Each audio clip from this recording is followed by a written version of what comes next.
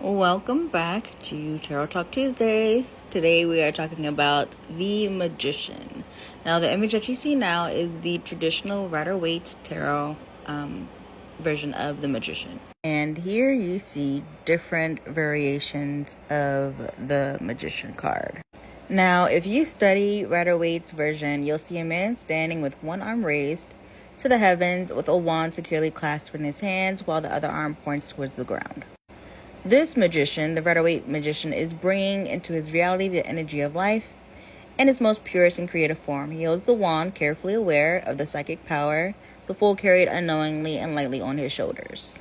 Now, as you can see, each magician has some form of the infinity sign on it.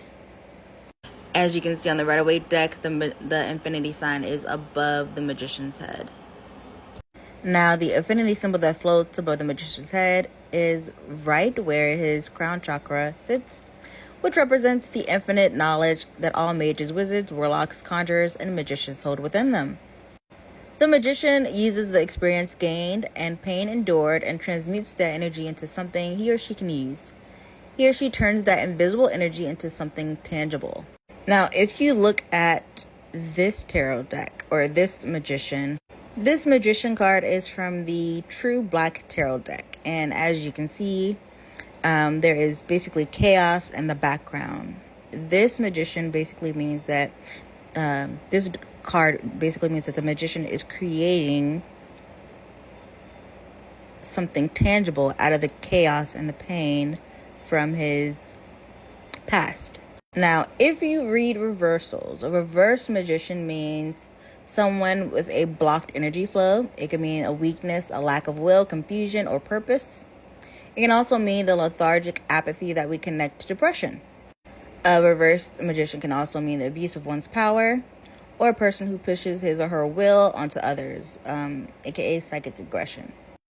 A reverse magician can also mean that the person doesn't know how to direct his or her energy, and they don't know how to manifest that energy into his or her reality.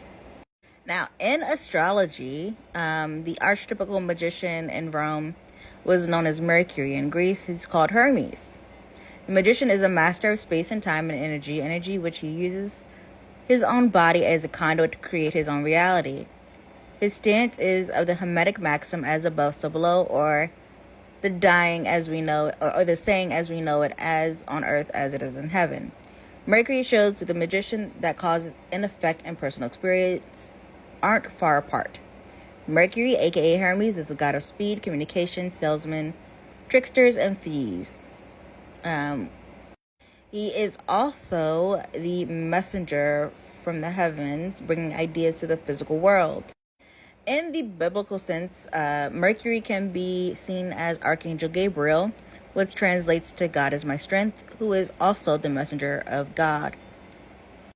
Mercury is ruled by both airy Gemini and earthy Virgo. Mercury also rules over the third house, which is the communication, and the sixth house, which is work and service to others. Mercury also rules over the body's messaging system, the immune system, the central nervous system, and the sense of organs.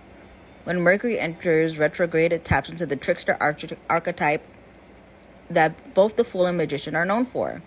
Mercury retrograde is like the reversal version of the Magician, which calls us to take pause, not to make haste, and do a double or triple check things. Alright, that's all I have for you guys for Tarot Talk Tuesdays. I will see you next Tuesday with the High Priestess.